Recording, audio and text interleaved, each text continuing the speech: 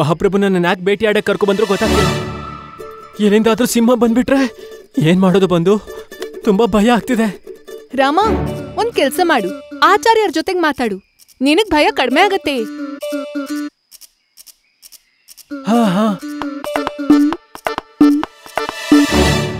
ಏನಾಯ್ತು ಆಚಾರ್ಯರೇ, ಎಲ್ಲ ಸರಿದೆ ಅಲ್ವಾ? ನೀವು ತುಂಬಾ ಭಯ ಪಟ್ಟ ಕಾಣ್ತಾ ಇದ್ದೀರಾ, ಅದಕ್ಕೋಸ್ಕರ ಕೇಳ್ದೆ. ಎಲ್ಲ ಸರಿದೆ ಅಲ್ವಾ?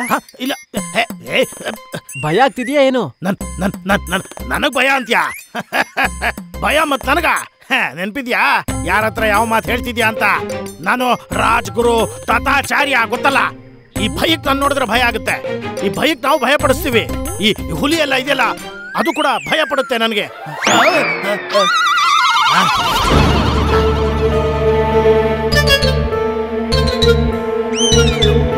ಮಣಿ, ಈ ಮಣಿಯಲ್ಲಿ ಹೋಗ್ ಸತ್ತ? ವನದ ಹಿಂದೆವರೆಗೂ ನಿಮ್ ಹಿಂದೆನೆ ಬಂದಿದ್ರು ಆಚಾರ್ಯರೇ. ವನ ದಾಟಿದ್ಮೇಲೆ ನಿಮ್ಮನ್ ಬಿಟ್ಟು ಹೋಗಿದ್ದಾರೆ. ಮತ್ತೆ ಈ ಕಾಡಿನ ಬಗ್ಗೆ ನಾನು ತುಂಬಾನೇ ಕೇಳ್ಪಟ್ಟಿದ್ದೀನಿ. ಏನ್ ಕೇಳಿದ್ಯಾ? ತುಂಬಾ ಕ್ರೂರವಾದ ಮತ್ತೆ ಭಯಂಕರವಾದ ಪ್ರಾಣಿಗಳಿರೋ ದೊಡ್ಡ ಕಾಡಂತ ಇದು. ಭಯಂಕರವಾದ 4 ನರಭಕ್ಷಕ ಹುಲಿಗಳಿದೆಯಂತ ಇಲ್ಲಿ. ಯಾವಾಗ ಯಾವ ಪ್ರಾಣಿ, ಯಾವಾಗ ಯಾವ ಹುಲಿ ಅಚಾನಕ್ಕಾಗಿ ನಮ್ಮೇಲೆ ದಾಳಿ ಮಾಡಿ ನಮ್ಮ ಶರೀರವನ್ನ ತುಂಡ್ ಮಾಡ್ಬಿಡುತ್ತೋ ಯಾರಿಗ್ ಗೊತ್ತು ಆಚಾರ್ಯರೇ?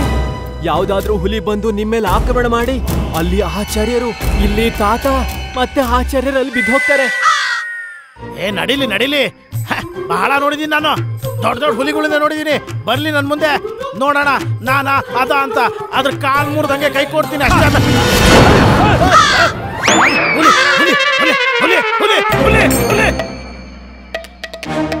ಏನದು ಗುರುಗಳೇ, ಏನಾಯ್ತು? ಮಹಾರಾಜೆ, ನನಗೀಗ ಹುಲಿ ಶಬ್ದ ಕೇಳಿಸ್ತೋ.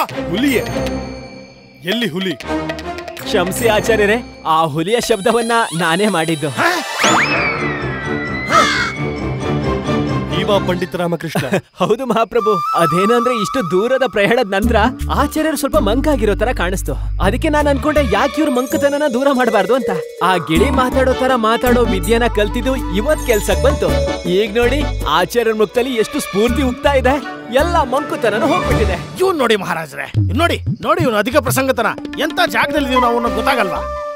ಒಂದ್ ವೇಳೆ ನಿಜವಾದ ಹುಲಿನೇ ಬಂದ್ರು ಸಹ ವಾಸ್ತವದಲ್ಲಿ ಹೇಗೆ ಗೊತ್ತಾಗುತ್ತೆ ನಮ್ ಹುಲಿ ಬಂದಿದೆ ಅಂತ? ಮಹಾರಾಜ, ಇವರ ತರಲೆಯಿಂದ ನನ್ನ ಜೀವ ಹೋಗೋದ್ರಲ್ಲಿದೆ. ನೀವೇ ಹೇಳ್ಬಿಡಿ, ಮತ್ತೊಮ್ಮೆ ನನ್ನ ಹತ್ರ ಈ ರೀತಿಯ ತರಲೆ ತುಂಟಾಟ ಮಾಡಬಾರ್ದು ಅಂತ. ಆಮೇಲೆ ನಾನು ಮರ್ತೋಗ್ಬೇಕಾಗುತ್ತೆ ಇವರು ವಿಜಯನಗರದ ವಿಶೇಷ ಸಲಹೆಗಾರ ಅನ್ನೋದನ್ನ. ಸತ್ಯವಚನ ಗುರುಗಳೇ. ಪಂಡಿತ ರಾಮಕೃಷ್ಣ, ಕ್ಷಮಿಸಿ ಮಹಾಪ್ರಭು, ಕ್ಷಮಿಸಿ. ನಾನ್ ನಿಮ್ ಬಳಿಯೂ ಕ್ಷಮೆ ಕೇಳ್ತಾ ಇದ್ದೀನಿ ಆಚಾರ್ಯರೇ, ಕ್ಷಮಿಸಿ. ಸರಿ.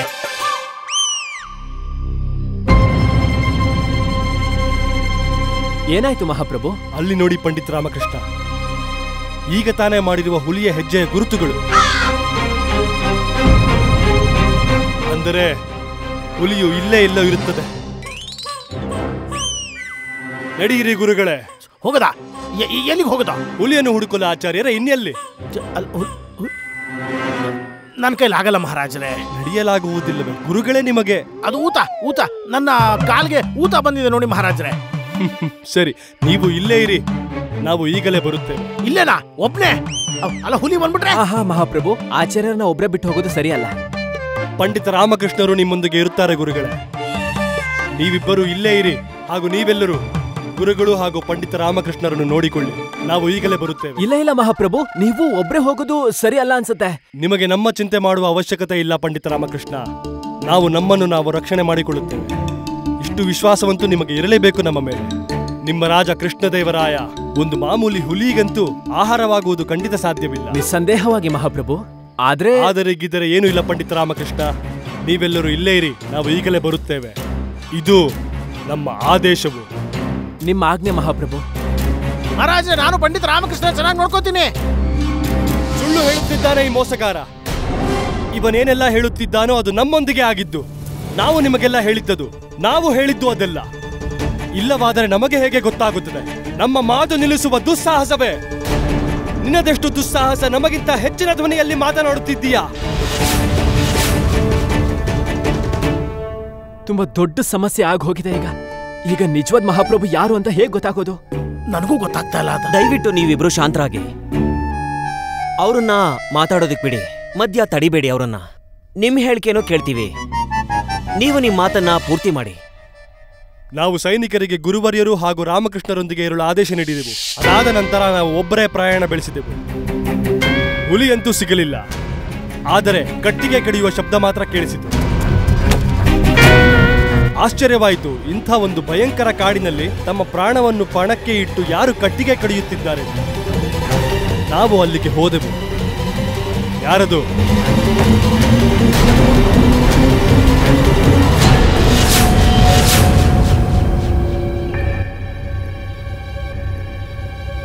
ಮಹಾರಾಜ ಕೃಷ್ಣದೇವರಾಯ.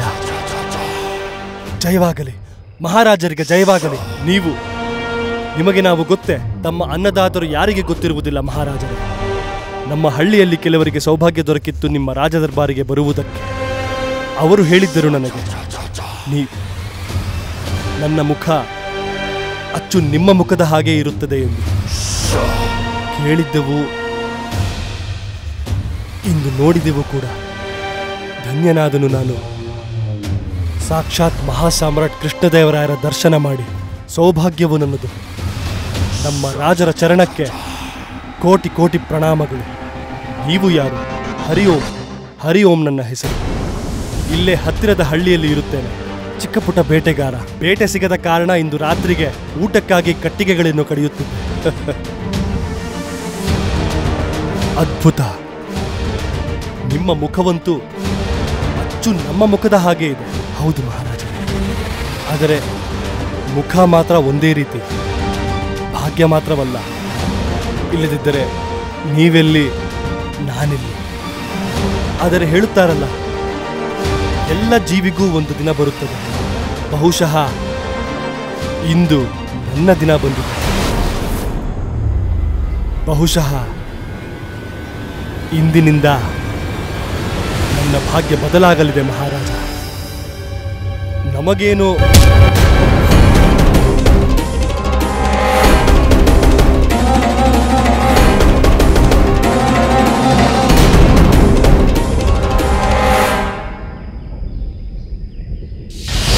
ಪ್ರಜ್ಞೆ ಬಂದಾಗ ಯಾವುದೋ ಗುಹೆಯಲ್ಲಿದ್ದೆವು ನಾವು. ನಮ್ಮ ಎಲ್ಲ ವೇಷಭೂಷಣವು ತೆಗೆದು ಹಾಕಿದ್ದರು. ಅದರ ಸ್ಥಾನದಲ್ಲಿ ಈ ವಸ್ತ್ರಗಳನ್ನು ಹಾಕಿದ್ದರು. ಗುಹೆಯ ಪ್ರವೇಶ ದ್ವಾರದಲ್ಲಿ ಒಂದು ಅತಿ ದೊಡ್ಡ ಬಂಡೆಯನ್ನು ಇಟ್ಟು ಅದನ್ನು ಮುಚ್ಚಲಾಗಿತ್ತು. ಹಾಗೂ ನಮ್ಮನ್ನು ಅಲ್ಲಿ ಖಚಿತ ಸಾವಿಗೆ ಈಡಾಗಲು ಬಿಟ್ಟಿದ್ದರು. ಹಾಗೂ ನಾವು ಮತ್ತೆ ಪರಿಶ್ರಮ ಹಾಗೂ ಶಕ್ತಿಯನ್ನು ಹಾಕಿ ನಮ್ಮ ಸಮಸ್ತ ಕುಲದೇವತೆಗಳನ್ನು ಸ್ಮರಿಸುತ್ತಾ ನಾವು ಅಲ್ಲೇ ಬಿದ್ದಿದ್ದ ಒಂದು ಕಲ್ಲಿನಿಂದ ಗುಹೆಯ ದ್ವಾರವನ್ನು ಕುಟ್ಟಲು ಶುರು ಮಾಡಿದೆವು. ಹಾಗೂ ಕೊನೆಯಲ್ಲಿ ಗುಹೆಯಿಂದ ಆಚೆ ಬರಲು ಸಫಲರಾದೆವು.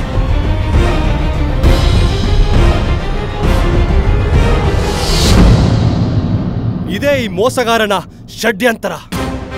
ನಮ್ಮನ್ನು ಆ ಗುಹೆಯಲ್ಲಿ ಒಂದು ನಿಶ್ಚಿತ ಸಾವಿಗೆ ಈಡಾಗಲು ಬಿಟ್ಟು ಇಲ್ಲಿ ಬಂದು ನಮ್ಮ ಸಿಂಹಾಸನದ ಮೇಲೆ ಸ್ಥಾಪಿತನಾಗುವುದು. ನಮ್ಮ ಸ್ಥಾನ ಪಡೆದ ನಂತರ ಸಂಪೂರ್ಣ ವಿಜಯನಗರ ರಾಜ್ಯವನ್ನು ಆಕ್ರಮಿಸುವುದು, ತನ್ನ ಆಧೀನ ಮಾಡಿಕೊಳ್ಳುವುದು ಹಾಗೂ ಅದರ ಮೇಲೆ ರಾಜಭಾರ ಮಾಡುವುದು. ರಾಜಭಾರ ರಾಜರದಾಗಿರುತ್ತದೆ, ನಿನ್ನಂತಹ ಪುಂಡಪೌರರದಲ್ಲ. ಇವನು ಏನು ಹೇಳಿದನೋ ಆ ಕಥೆಯು ಸತ್ಯವು. ಆದರೆ ಇವನು ಆ ಕಥೆಯ ಪಾತ್ರಗಳನ್ನು ಬದಲಾಯಿಸಿದ್ದಾನೆ. ಸತ್ಯವಂತೂ ಇದು ಆ ದಿನ ಪಂಡಿತ ರಾಮಕೃಷ್ಣ ಹಾಗೂ ಗುರುಗಳೊಂದಿಗೆ ಕಾಡಿನಲ್ಲಿ ಬೇಟೆಯಾಡಲು ಇವನಲ್ಲ, ನಾವು ಹೋಗಿದ್ದು. ಇವೆಲ್ಲ ಪ್ರಸಂಗವು ಈ ಮೋಸಗಾರ ಏನು ಹೇಳಿದನೋ ಇವನೊಂದಿಗೆ ಅಲ್ಲ, ನಮ್ಮೊಂದಿಗೆ ಆಗಿತ್ತು. ಆ ಸಮಯದಲ್ಲಿ ನಿಮ್ಮೊಂದಿಗೆ ಇದ್ದದ್ದು ಇವನಲ್ಲ, ನಾವು ಇದ್ದದ್ದು.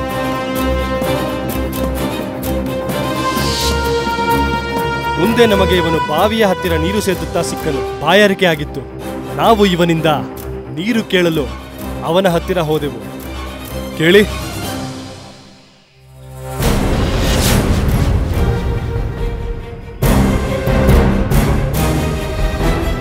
ಅದ್ಭುತ. ನಿಮ್ಮ ಮುಖವಂತೂ ನನ್ನ ರೀತಿಯೇ ಇದೆ. ಯಾರು ನೀವು? ವೇಷಭೂಷಣದಿಂದಂತೂ ರಾಜರ ಹಾಗೆ ಕಾಣುತ್ತೀರಾ. ನಾವು ವಿಜಯನಗರದ ಮಹಾರಾಜ ಕೃಷ್ಣದೇವರಾಯರು. ಮಹಾರಾಜ ಕೃಷ್ಣದೇವರಾಯ, ಮಹಾರಾಜರಿಗೆ ಜಯವಾಗಲಿ. ಆಗಲೇ ಸತ್ಯ ಹೇಳುತ್ತಿದ್ದೀರಿ ನೀವು. ನಿಮ್ಮ ಮುಖವಂತೂ ನಮ್ಮ ಮುಖದ ಹಾಗೆ ಇದೆ. ಹೌದು, ಅದೇ ರೀತಿ ಮಹಾರಾಜರೇ. ಆದರೆ ಮುಖ ಮಾತ್ರ ಒಂದೇ ರೀತಿ. ಭಾಗ್ಯವಲ್ಲ. ನೀವು ದೊಡ್ಡ ಮಹಾನ್ ಸಾಮ್ರಾಟ, ನಾನು ಒಬ್ಬ ಸಾಧಾರಣ ಬೇಟೆಗಾರ. ಏಕೆ ಸಾಧಾರಣವಾಗಿದ್ದರೆ ಏನು ತಪ್ಪು? ಇಲ್ಲ ಮಹಾರಾಜ, ತಪ್ಪೇನೂ ಇಲ್ಲ. ಆದರೆ ಒಬ್ಬ ಸಾಮ್ರಾಟನಂತೂ ಒಬ್ಬ ಸಾಮ್ರಾಟನೇ ಅಲ್ಲವೇ? ಸ್ವಲ್ಪ ನೀರು ಕೊಡುತ್ತೀರಾ? ಖಂಡಿತ ಮಹಾರಾಜರೇ. ಹಾಗೆ ರಾಜನಾಗಿರುವುದು ಅಷ್ಟು ಸರಳವಲ್ಲ, ಅತ್ಯಂತ ಕಠಿಣ ಕಾರ್ಯವು. ಈ ಮಾತು ನೀವು ಹೇಳುತ್ತಿದ್ದೀರಾ ಸಾಮ್ರಾಟರೇ. ನಿಮಗೆ ಯಾವಾಗ ಏನು ಬೇಕೋ ಆಜ್ಞೆ ಮಾಡಿದರೆ ನಿಮ್ಮ ಮುಂದಿರುತ್ತದೆ. ವಿಶಾಲವಾದ ಅರಮನೆ, ಹತ್ತಿಯಂತಹ ಹಾಸಿಗೆ, ಬೇಕಾದಷ್ಟು ದಾಸದಾಸಿಯರು, ವಜ್ರ ವೈಡೂರ್ಯಗಳು, ಕೊನೆಯೇ ಇಲ್ಲದ ಸುಖದ ಸುಪ್ಪತ್ತಿಗೆ ಮೇಲಿರುವವರು, ಪ್ರಪಂಚದ ಅತಿ ಭಾಗ್ಯಶಾಲಿ ಸಾಮ್ರಾಟ ಈ ಮಾತು ಹೇಳುತ್ತಿದ್ದಾರ? ಹೀಗೆ ನಿನಗೆ ಅನಿಸುತ್ತದೆ ಮಿತ್ರ. ಒಂದು ರಾಜನ ಭುಜದ ಮೇಲೆ ಅಸಂಖ್ಯಾತ ಕರ್ತವ್ಯಗಳು ಹಾಗೂ ಜವಾಬ್ದಾರಿ ಇರುತ್ತದೆ. ಇರಲಿ, ಹೋಗಲಿ ಬಿಡು, ನಿನಗೆ ಅರ್ಥವಾಗುವುದಿಲ್ಲ.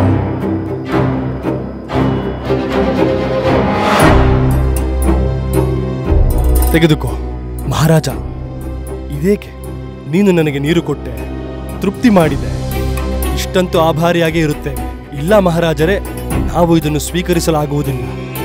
ಎಲ್ಲಾದರೂ ಪುಣ್ಯಕ್ಕೆ ಮೌಲ್ಯ ಕಟ್ಟಲಾಗುತ್ತದೆಯೇ? ಏನು ಹೆಸರು ನಿಮ್ಮದು? ಅದು ಹರಿಯೋಂ. ಹರಿಯೋಂ. ಖುಷಿಯಾಯಿತು ನಿಮ್ಮನ್ನು ಭೇಟಿಯಾಗಿ.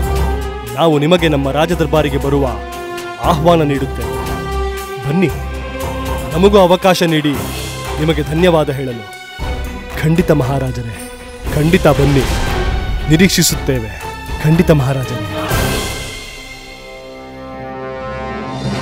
ಗುರುಗಳೇ, ನಿಮಗಂತೂ ನೆನಪಿರಬೇಕು, ನಾವು ಹೇಳಿದೆವು ಹರಿಯೋಂ ಬಗ್ಗೆ. ಪಂಡಿತ ರಾಮಕೃಷ್ಣ, ಅಲ್ಲೇನ್ ಮಾಡ್ತಾ ಇದ್ಯಾ? ಮಹಾರಾಜರೇ, ಏನಾಯ್ತು ಮಹಾರಾಜರೇ? ಯಾಕೊಂಥರ ಇದ್ದೀರಾ? ವಿಶ್ವಾಸವಾಗುತ್ತಿಲ್ಲ ಗುರುಗಳೇ, ನಾವು ನೋಡಿದ್ದು ಸತ್ಯವೋ ಸ್ವಪ್ನವೋ ಎಂದು. ಅಂಥದ್ದು ಏನ್ ನೋಡಿದ್ರಿ ಮಹಾರಾಜರೇ?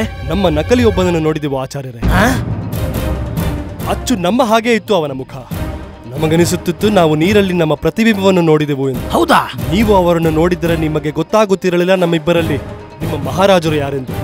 ಹೌದಾ ಮಹಾರಾಜರೇ? ಹಾಗೂ ನಾವು ಅವರಿಗೆ ಇಲ್ಲಿ ರಾಜ ದರ್ಬಾರಿಗೆ ಬರಲು ಆಹ್ವಾನವೂ ನೀಡಿದ್ದೆವು ಎಂದು. ಆಗಿದ್ದು ಅದೇ, ಬಂದ ಈ ದುಷ್ಟ ನಮ್ಮ ರಾಜ ದರ್ಬಾರಿಗೆ. ಆದರೆ ಒಬ್ಬ ಅತಿಥಿಯಾಗಿ ಅಲ್ಲ, ಒಬ್ಬ ಮೋಸಗಾರ ಷಡ್ಯಂತ್ರ ರಚಿಸಿ ಬಂದಿದ್ದಾನೆ. ಇವನ ಮುಖ ನಮ್ಮ ಮುಖವನ್ನು ಹೋಲುತ್ತದೆ. ಈ ವಿಷಯದ ಲಾಭ ಪಡೆದುಕೊಂಡು ನಮ್ಮೆಲ್ಲರ ಕಣ್ಣಿಗೆ ಮಣ್ಣು ಎರಚಲು, ನಮ್ಮ ಕೃಷ್ಣದೇವರಾಯನ ಸ್ಥಾನವನ್ನು ಪಡೆಯುವ ಆಸೆಯನ್ನು ಹೊತ್ತು ದೊಡ್ಡ ದೊಡ್ಡ ಮೋಸಗಾರರು ನೋಡಿದ್ದೇನೆ, ಆದರೆ ನಿನ್ನಂತಹ ಮೋಸಗಾರ ನೋಡಿಲ್ಲ. ಇವನ ಕುತಂತ್ರದಿಂದ ಇಡೀ ಕಥೆಯ ರೂಪವನ್ನೇ ಬದಲಾಯಿಸಿದ. ಕಥೆಯಲ್ಲಿ ನಮ್ಮ ಸ್ಥಾನವನ್ನು ಅವನು ಪಡೆದುಕೊಂಡು ಈ ಮೋಸಗಾರ ಒಂದು ಹೊಸ ಕಥೆಯನ್ನೇ ಸೃಷ್ಟಿಸಿದ. ಆದರೆ ಸಾಕು, ಇನ್ನು ನಡೆಯುವುದಿಲ್ಲ. ಇನ್ನು ಸತ್ಯದ ನಿರ್ಣಯ ನನ್ನ ಈ ಕೊಡಲಿ ಮಾಡುತ್ತದೆ. ನಕಲಿ ಸಾಮ್ರಾಟ್, ತೆಗೆದುಕೋ ನಿನ್ನ ಕತ್ತಿಯನ್ನು ಹಾಗೂ ಎದುರಿಸು ಅಸಲಿ ಕೃಷ್ಣದೇವರಾಯನನ್ನು. ಇಲ್ಲೇನಾಗ್ತಾ ಇದೆ ರಾಮ? ಒಂದೇ ರೂಪದಲ್ಲಿ ಇಬ್ಬರು ಮಹಾರಾಜರು. ಯಾರು ಅಸಲಿ, ಯಾರು ನಕಲಿ ಹೇಗ್ ಗೊತ್ತಾಗುತ್ತೆ? ಗೊತ್ತಾಗ್ತಿಲ್ಲ ಬಂಧು, ಏನು ಅರ್ಥ ಆಗ್ತಿಲ್ಲ, ಸ್ವಲ್ಪನೂ ಅರ್ಥ ಆಗ್ತಿಲ್ಲ. ಇಂಥ ಸಮಸ್ಯೆನ ನಾನು ಹಿಂದೆ ಕೇಳಿಲ್ಲ, ಮತ್ತೆ ನೋಡೂ ಇಲ್ಲ. ಈಗ ಅಮ್ಮನೇ ಕಾಪಾಡಬೇಕು. ಸರಿ, ಹಾಗಿದ್ದರೆ ಹಾಗೆ ಆಗಬೇಕು ಅಂತಿದ್ದರೆ ಆಗಲಿ. ಈಗ ಸಾಮ್ರಾಟ್ ಕೃಷ್ಣದೇವರಾಯನ ಕತ್ತಿ ನಿರ್ಣಯಿಸುತ್ತದೆ ಹಾಗೂ ನಿಮ್ಮೆಲ್ಲರಿಗೂ ಆ ಸತ್ಯದ ಪರಿಚಯ ಮಾಡಿಕೊಡುತ್ತದೆ. ಅಯ್ಯೋ ಶಿವ ಶಿವ ಶಿವ ಶಿವ ಶಿವ.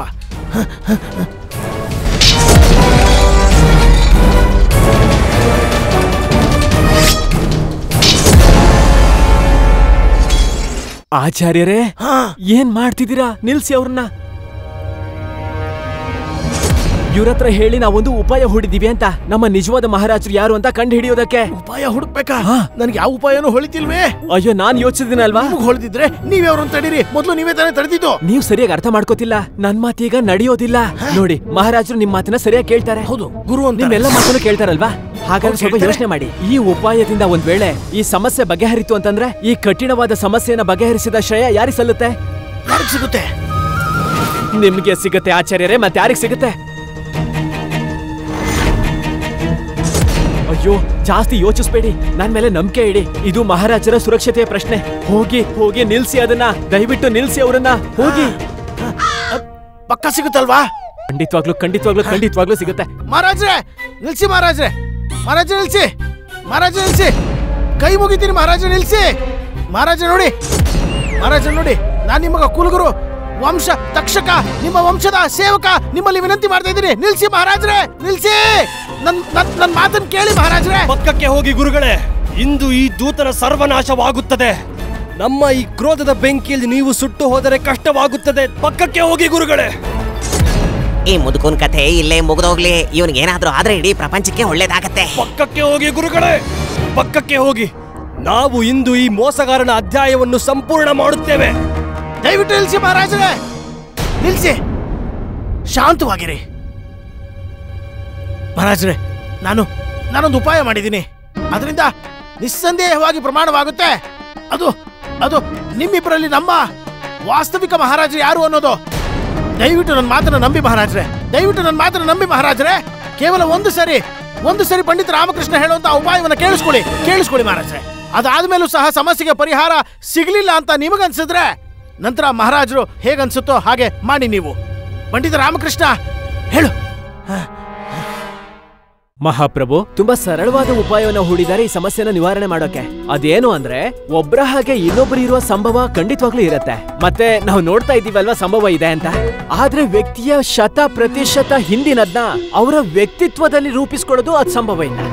ಯಾವ್ದಾದ್ರೂ ವ್ಯಕ್ತಿಯ ಬಗ್ಗೆ ಸಂಪೂರ್ಣ ರೀತಿಯಲ್ಲಿ ನೆನ್ಪಿಟ್ಕೊಳ್ಳೋದು ಅದು ಸಂಭವವಿಲ್ಲ. ನೀವು ಏನ್ ಹೇಳೋದಿಕ್ ಬಯಸ್ತಿದ್ದೀರಾ ಪಂಡಿತ ರಾಮಕೃಷ್ಣ? ನಾನು ಏನ್ ಹೇಳಕ್ ಹೊರಟಿದ್ದೀನಿ ಅಂದ್ರೆ ಮಂತ್ರಿವರ್ಯರೇ, ನೀವು ಮತ್ತೆ ಆದರಣೀಯ ಗುರುವರ್ಯರು ಮಹಾರಾಜರ ಬಗ್ಗೆ ತಿಳ್ಕೊಂಡಷ್ಟು ಬೇರೆ ಯಾರು ತಿಳ್ಕೊಂಡಿಲ್ಲ. ಬಾಲ್ಯದಿಂದಲೂ ನಿಮ್ಮಂತ ಆದರಣೀಯ ಮಹಾನುಭಾವರು ಮಹಾರಾಜರ ನಿಕಟ ಸಂಪರ್ಕದಲ್ಲಿ ಒಬ್ಬರಾಗಿದ್ದೀರಾ.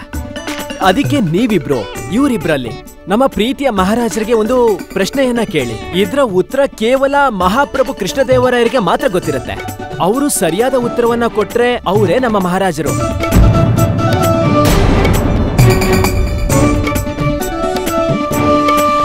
ವಿಶ್ವಾಸವಾಗುತ್ತಿಲ್ಲ. ನಾವು ನಮ್ಮದೇ ವಾಸ್ತವಿಕವನ್ನು ನಿರೂಪಿಸಲು ಈ ಒಬ್ಬ ಮೋಸಗಾರನ ಮುಂದೆ ಅವಮಾನ ಭರಿಸಬೇಕಾಗುತ್ತದೆ. ಅವಮಾನವಂತೂ ನಮ್ಮ ಪೂರ್ವಿಕರ ಆತ್ಮಕ್ಕೆ ಆಗುತ್ತಿರುತ್ತದೆ.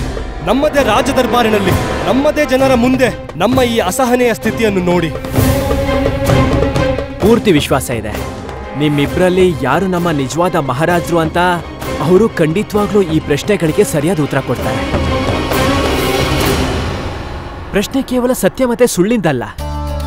ಪ್ರಶ್ನೆ ಈ ಪೂರ್ತಿ ರಾಜ್ಯದ ಹಿತಕ್ಕೋಸ್ಕರ ಮತ್ತೆ ರಾಷ್ಟ್ರದ ಹಿತ. ಇದಕ್ಕೋಸ್ಕರ ಈ ರಾಜ ಸಿಂಹಾಸನಕ್ಕೆ ನಿಜವಾದ ರಾಜ ವಾಪಸ್ ಬರ್ತಾರೆ. ಅದಕ್ಕೋಸ್ಕರ ಮಹಾರಾಜರಲ್ಲಿ ನಾನು ಕೇಳ್ಕೋತಾ ಇದ್ದೀನಿ, ಆಚಾರ್ಯರ ಈ ಉಪಾಯಕ್ಕೆ ದಯವಿಟ್ಟು ನೀವು ಅನುಮತಿ ಕೊಡ್ಬೇಕು. ಸರಿ ಪಂಡಿತ ರಾಮಕೃಷ್ಣ, ಮಾತು ರಾಷ್ಟ್ರಹಿತದ ಬಗ್ಗೆ ಆದರೆ ನಾವು ಏನು ಮಾಡಕ್ಕಾದರೂ ತಯಾರಿದ್ದೇವೆ. ಅನುಮತಿ ನಾವು ನೀಡುತ್ತೇವೆ. ಪಂಡಿತ ರಾಮಕೃಷ್ಣ, ಒಂದು ವೇಳೆ ಹೀಗೆ ಮಾಡುವುದರಿಂದ ಈ ಮೋಸಗಾರನ ಮೋಸ ಹೊರಬೀಳುವುದಾದರೆ ನಾವು ಇದನ್ನು ಮಾಡಲು ತಯಾರಿದ್ದೇವೆ. ಅನುಮತಿ ನೀಡುತ್ತೇವೆ ನಾವು. ಧನ್ಯವಾದ ವಾಸ್ತವಿಕ ಮಹಾಪ್ರಭುಗಳೇ. ನಾನು ಮತ್ತೆ ತಥಾಚಾರ್ಯರು ಈ ಕಠಿಣ ಪರೀಕ್ಷೆಗೆ ತಯಾರಿಯಾಗಬೇಕು. ಪ್ರಶ್ನೆಗಳ ಪಟ್ಟಿ ಮಾಡಬೇಕು. ನಾವು ನಮ್ಮ ವಾಸ್ತವಿಕ ಮಹಾರಾಜರಿಗೆ ಒಂದು ವಿನಂತಿ ಮಾಡ್ತೀವಿ. ನನಗೆ ಮತ್ತೆ ಆಚಾರ್ಯರಿಗೆ ನಾಳೆವರೆಗೂ ಸಮಯ ಕೊಡ್ಬೇಕು ಅಂತ. ನಾಳೆ ನಾನು ಮತ್ತೆ ತಥಾಚಾರ್ಯರು ಪಟ್ಟಿಯನ್ನ ಸಿದ್ಧ ಮಾಡ್ಕೊಂಡು ನಾವು ರಾಜದರ್ಬಾರಿಗೆ ಬರ್ತೀವಿ. ಮತ್ತೆ ಈ ಸಮಸ್ಯೆನ ಬಗೆಹರಿಸ್ತೀವಿ ಮಹಾರಾಜರೇ. ಆಚಾರ್ಯರೇ, ನಾನು ಹೇಳಿ ಸರಿ ತಾನೆ? ಸರಿಯಾಗಿ ಹೇಳಿದ್ರಿ. ಖಂಡಿತ ಸರಿಯಾಗಿದೆ. ನಾಳೆವರೆಗೂ ಸಮಯ ಬೇಕೇ ಬೇಕು ನಮಗೆ. ಸರಿ ಮಂತ್ರಿಗಳೇ, ನಾವು ನಮ್ಮ ಕೋಣೆಗೆ ಹೋಗುತ್ತೇವೆ. ಕ್ಷಮಿಸಿ ಮಹಾರಾಜರೇ, ಈ ಸಮಸ್ಯೆ ಬಗೆಹರಿಯೋವರೆಗೂ ನೀವಿಬ್ರಲ್ಲಿ ಯಾರೂ ಕೂಡ ಮಹಾರಾಜರ ವಿಶ್ರಾಂತಿ ಗೃಹಕ್ಕೆ ಹೋಗ್ಬಾರ್ದು. ಇವತ್ತು ರಾತ್ರಿ ನೀವಿಬ್ರು ಅತಿಥಿ ಗೃಹದಲ್ಲೇ ಉಳ್ಕೋಬೇಕು. ಮಹಾಮಂತ್ರಿಗಳೇ, ಇದು ನಮ್ಮ ಅವಮಾನವು ಮಂತ್ರಿಗಳೇ. ನಾನು ಕೇವಲ ನನ್ನ ಕರ್ತವ್ಯವನ್ನ ನಿಭಾಯಿಸ್ತಿದ್ದೀನಿ. ಈ ದರ್ಬಾರಿನ ಮಹಾಮಂತ್ರಿ ಆಗಿರೋದ್ರಿಂದ ನಮ್ಮ ಮಹಾರಾಜರ ಗೌರವನ ಕಾಪಾಡೋದು ನನ್ನ ಕರ್ತವ್ಯ. ಇದೇ ಸರಿಯಾದ ಮಾರ್ಗ ಮಹಾಪ್ರಭು, ಮಹಾರಾಜರ ಪ್ರತಿಷ್ಠೆಯನ್ನ ಉಳಿಸ್ಕೊಳ್ಳೋದಕ್ಕೆ.